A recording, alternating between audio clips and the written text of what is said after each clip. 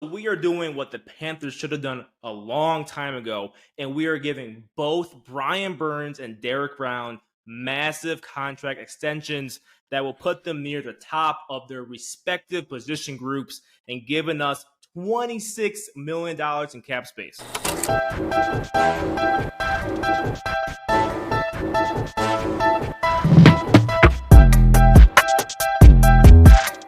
So just over a month ago, we made a video about how we would rebuild the Carolina Panthers roster to make them somewhat good in 2024.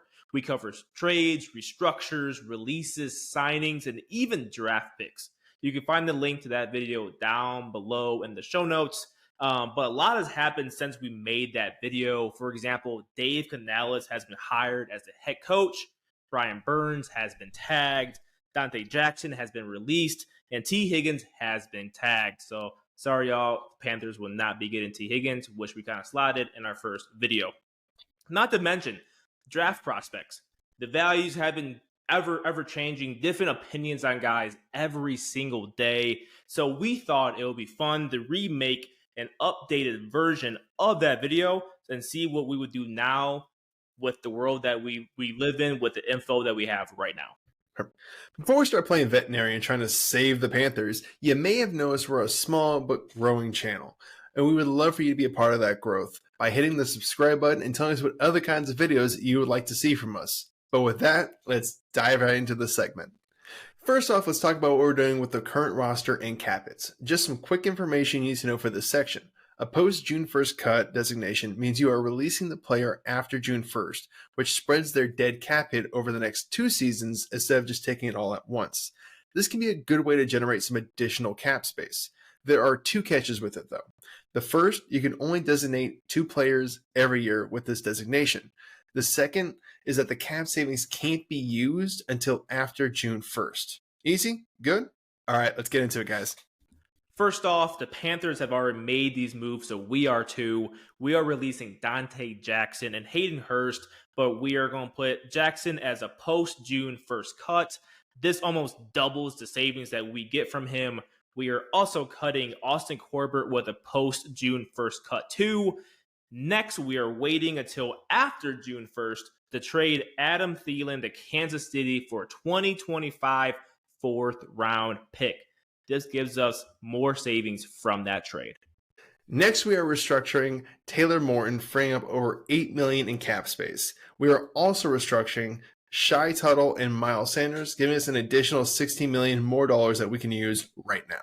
Also, we are doing what the Panthers should have done a long time ago, and we are giving both Brian Burns and Derek Brown massive contract extensions that will put them near the top of their respective position groups and giving us $26 million in cap space.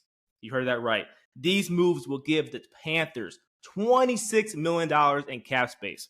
And that is because that's from lowering the 2024 cap hits through the extensions. And last but not least, we are re-signing Frank LeVoux for a $10.5 million a year deal and releasing Bradley Bozeman, giving us an additional $360,000.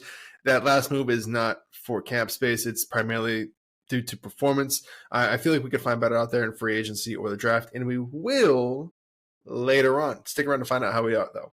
All in all, once these moves are done, we'll have just over $40 million to use for March and over $65 million to use after June 1st. Best case scenario, some big names hold out until then, and we can use that additional money to sign them.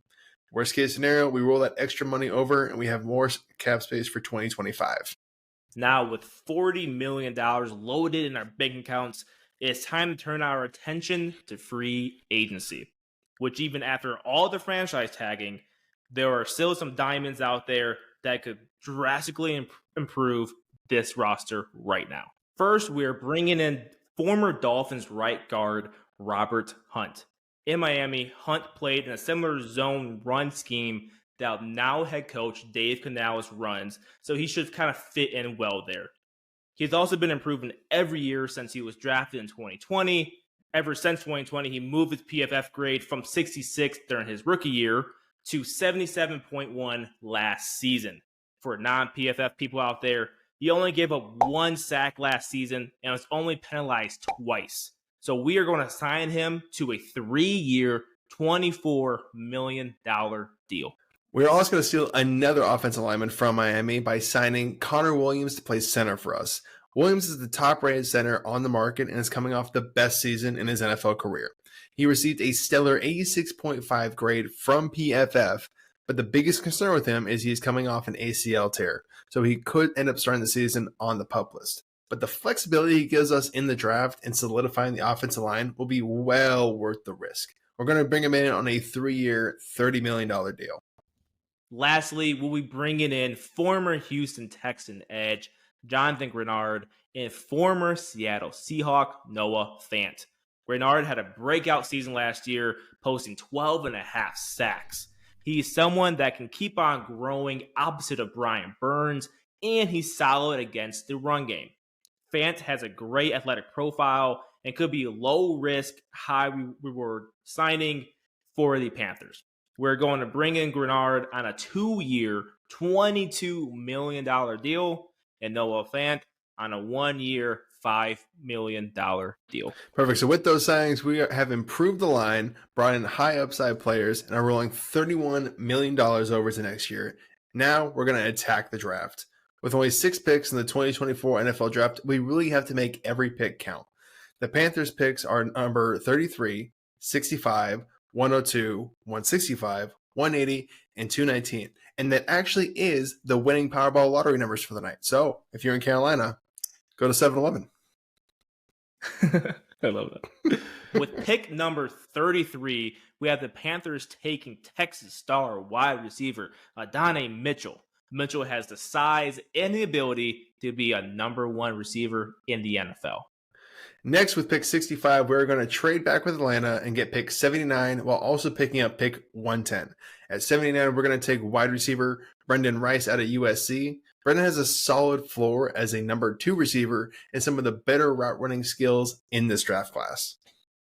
Keeping the trend going, at pick 1 or 2, we're going with Virginia wide receiver Malik Washington, who we actually covered in our draft sleepers video here. We are putting a heavy focus on improving this wide receiver room and giving Bryce Young as many weapons as we can. Help him. So we're going to break the wide receiver trend at pick 110. We're going to go with Wisconsin center Tanner Bartolone. Bartolone put on a show at the scouting combine and should be moving up draft boards. He could slide in nicely for us at left guard and cover at center if Williams does actually have to start the season on the PUP list. At 165, we are taking Christian Boyd. He is a defensive lineman out of northern Iowa. Boyd is a small school sleeper who could end up starting next to Derek Brown by his second year. He has a pass rush win rate of 16% and a run defense grade of 83.9, according to PFF. Perfect. And at pick 180, we are going with Malik Mustafa, a box safety from Wake Forest. Malik actually has an 87.5 run defense grade from PFF while still being solid enough to hold his own in pass coverage, and he should be able to help us out on special teams as well. And with our last pick at 219, we are taking corner Hawthorne out of Arkansas. He gave up a passer rating of 48.5 over the last 2 seasons. Pair that with a guy who is fantastic in zone coverage and still great in man, and you have yourself a solid contributor taken in the 7th round. And that wraps up our revamped roster rebuild for the Carolina Panthers. Tell us what you think about it. What did you like? What would you do differently? Don't forget to subscribe to the channel, please. We are a growing channel. We love the support. Please share this with a fellow Panthers fan. And if you're a football fan that's watching this video, kudos to you, because this was a long one about a team you probably not care about. But until next time, it's been the RFL Show.